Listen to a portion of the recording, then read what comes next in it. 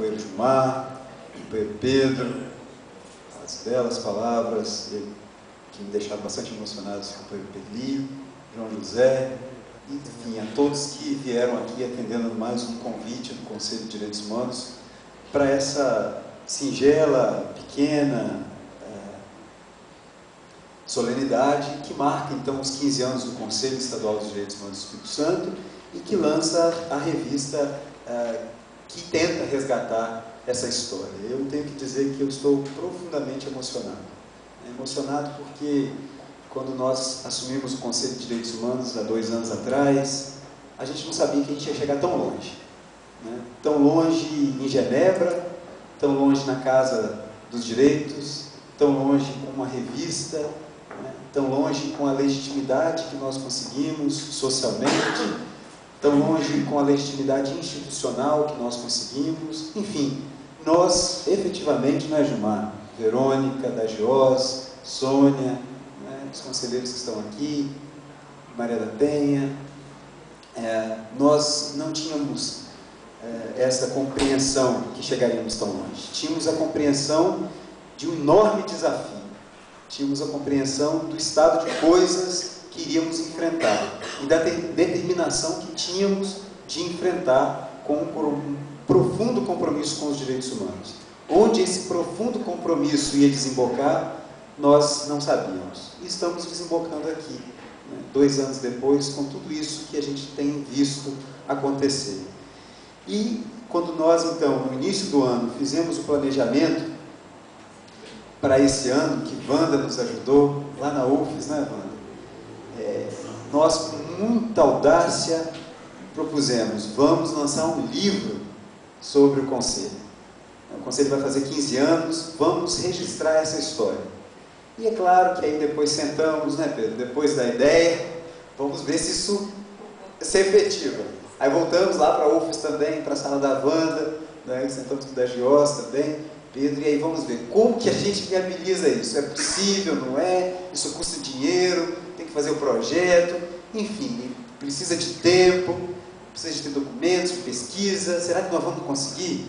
O tempo foi passando, a ideia não foi se perdendo, claro, mas a gente foi vendo que não seria possível aquele livro dos nossos sonhos, mas que nós tínhamos que fazer um registro, tínhamos que fazer uma publicação. E determinação e obstinação suficiente nós temos para isso. Então, vamos fazer, temos que fazer o projeto, vamos fazer o projeto. E aí, naquele momento que discutimos o projeto no âmbito do Conselho de Direitos Humanos, como eu disse na mesa aqui de segunda-feira, e repito, eu disse exatamente qual era a intenção da revista, do livro que fosse, enfim, era ser fidedigno à história, do início ao fim, ou pelo menos do início ao meio, porque a história continua, até aqui. E isso significava mostrar como chegamos aonde. Isso significaria colocar no livro, na revista, na publicação, que fosse as entranhas do sistema prisional capixaba. E ali eu dizia também com muita clareza, nós não vamos fazer essa publicação pelo governo do Estado. É legítimo que a gente proponha, é honesto que a gente proponha, afinal está na lei que a Sejus tem que garantir financeiramente as decisões do Conselho, mas eles não vão. Eu me recordo que no primeiro ano, Lula, a gente tentou fazer um informativo, e aí o informativo foi uma série de dificuldades, tinha que passar pela comunicação, tem um editorial do governo que vai fazer uma seleção, aí nós desistimos daquele informativo, que seria absolutamente... o esforço seria muito grande para o resultado. E eu falei, bom, vai voltar a mesma história, vai passar pela comunicação, vai passar pela Casa Civil e não vai passar. Então já vamos vendo o plano B, que era a OAB, que pudesse de repente nos financiar. E quando nós chegamos então para conversar com o secretário, e eu disse claramente, secretário, a revista vai ser estruturada dessa forma. Quero saber se a secretaria vai arcar com esse custo. Vai fazer. É uma decisão do Conselho? É uma decisão do Conselho. Vai bancar. Então é algo que, de fato, me pegou até de calça curta, porque eu estava preparado para ir fazer o enfrentamento. Preparadinho. Saí daqui para ir para lá, falei, hoje é mais uma briga, mais um enfrentamento que a gente vai ter que fazer. E aí me pegou de calça curta, vai fazer? Vou fazer. Mas vai fazer desse jeito aqui? Vou fazer desse jeito aqui. Enfim, então, eu acho que é essa construção, né, que até o próprio Perry fala, desse amadurecimento, tanto do Conselho quanto do próprio governo. O fato é que nós conseguimos fazer essa publicação, que é uma publicação singela, pessoal, mas que tem uma importância que vocês não têm ideia. Tem 30 pessoas aqui conosco nessa revista, cada um contando, pelo seu olhar, uma fase do Conselho. Nós dividimos a revista em 3 capítulos, 3 sessões.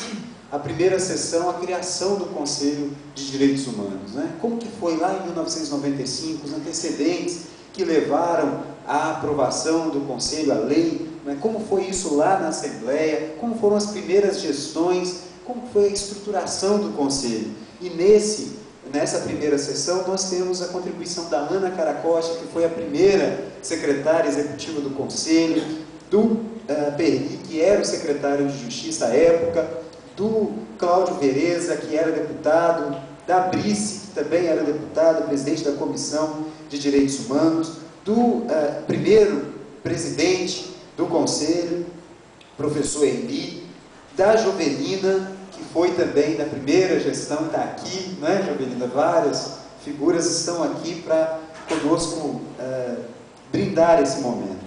No segundo capítulo, na segunda sessão, nós colocamos então o Conselho na virada do século, que foi um grande momento dos direitos humanos no Espírito Santo, da luta dos direitos humanos no Espírito Santo. E aqui então contribui conosco Pedro, que está aqui do meu lado, a Irine, a Marta Falqueto, a Maria da Penha, que é a nossa querida Bingo, não é? O doutor Agesandro, o pastor Adair, que também está aqui, não é? E o pastor Norberto, que também está aqui. Quer dizer, estava. Saiu, mas enfim, estava aqui também o pastor Norberto, que também contribui. Ah, pastor Norberto, que alegria vê-lo aqui. E o Isaías, né? Isaías também escreve nesse momento, que tem uma passagem muito marcante pelo Conselho de Direitos Humanos, e que estaria aqui, exatamente, estaria aqui se não estivesse em Brasília a trabalho. E por fim, o capítulo 3, que é a chegada do Conselho de Direitos Humanos na ONU. Então esse último momento, né, também tão forte para o Conselho de Direitos Humanos. E aí eu publico o meu discurso na íntegra em Genebra, né, está aqui. Eu tinha começado a fazer o artigo, na verdade eu tinha terminado o artigo. Aí no final eu falei, mas caramba, o capítulo 3 é a chegada do Conselho na ONU. Nada melhor do que dizer o que eu disse lá. Tanta gente me pediu o discurso, tanta gente queria saber o que eu falei lá, então está aqui na íntegra, não é? Porque eu tive que ler em inglês lá, então está aqui na íntegra, porque eu tive que entregar para tradução, está em português, claro. Porque eu não costumo fazer discurso, mas lá eu fui obrigado a fazer um discurso, porque eu tinha que entregar para os tradutores, então eu aproveitei e está aqui na íntegra o discurso em Genebra, no dia 15 de março desse ano. Está aqui também um artigo do Padre Xavier, cujo relato vai surpreender vocês, é algo impressionante que o Xavier relata aqui.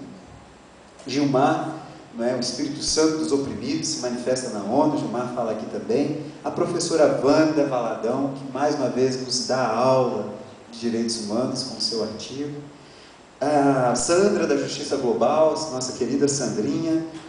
O ex-presidente do Conselho Nacional de Política Criminal e Penitenciária, Dr. Sérgio Salomão Checaira, também escreve aqui. Nossa querida Verônica, Padre Kelder, Oscar Vilhena, diretor da Conectas Direitos Humanos. Maria das Graças na Corte encerra a nossa revista, esse último capítulo. Então percebam quantas pessoas, a quantas mãos essa revista foi escrita. Por quantas mãos essa história foi escrita, não é? Esse momento, então, que nós fazemos aqui é o momento de resgatar essa história, de olhar essa história, que é uma história de luta contra-hegemônica, não é? O Conselho de Direitos Humanos foi uma das poucas, talvez a única, porque nós somos instituição pública, não é? Querendo ou não, gostando ou não, somos, não é? E reafirmamos isso e ainda acreditamos nesse espaço. Mas queremos dizer que, em termos de instituição pública no Estado do Espírito Santo, esta instituição, o Conselho Estadual dos Direitos Humanos, foi uma das poucas, volto a dizer, se não a única que não capitulou. Foi um foco, tem sido um foco de resistência. Resistência ao crime organizado, resistência à corrupção generalizada no governo de José Inácio, que não queria dar posse a esse conselho, está contado aqui nesse livro, nessa revista. Resistência às ameaças de morte, resistência aos homicídios, porque muitos dos que participaram dessa história foram assassinados. Resistência às tentativas de cooptação, do oferecimento do cargo de secretário, do cargo de, enfim, do cargo comissionado que seja. Nós entendemos e temos entendido ao longo da história do Conselho o nosso papel e temos sido esse lugar da resistência, porque nesse momento histórico o lugar dos direitos humanos é o lugar da resistência, não é? Hoje lutar por direitos humanos, e eu participava de uma mesa uma semana com o Marcelo Freixo no Rio. O Marcelo Freixo, como bom historiador, dizia algo que impressionou muito, porque a gente não tinha pensado sobre isso. Ele dizia: a história nos ensina que toda revolução é feita contra o direito. Toda revolução é colocada para um direito novo nascer, ou uma nova forma de organização nascer. Hoje no Brasil o paradoxo é cumprir o direito. E isso seria a grande revolução brasileira, se hoje nós cumpríssemos a Constituição do primeiro ao último artigo. Paradoxalmente, o que nós lutamos hoje, no foco de resistência, é lutar para garantir o que nós temos já formalmente conquistado, né? E lutar por direitos humanos nessa corrente, nesse movimento contra-hegemônico, é ser resistência, não é? A luta por direitos humanos se coloca nesse aspecto como uma luta verdadeiramente revolucionária.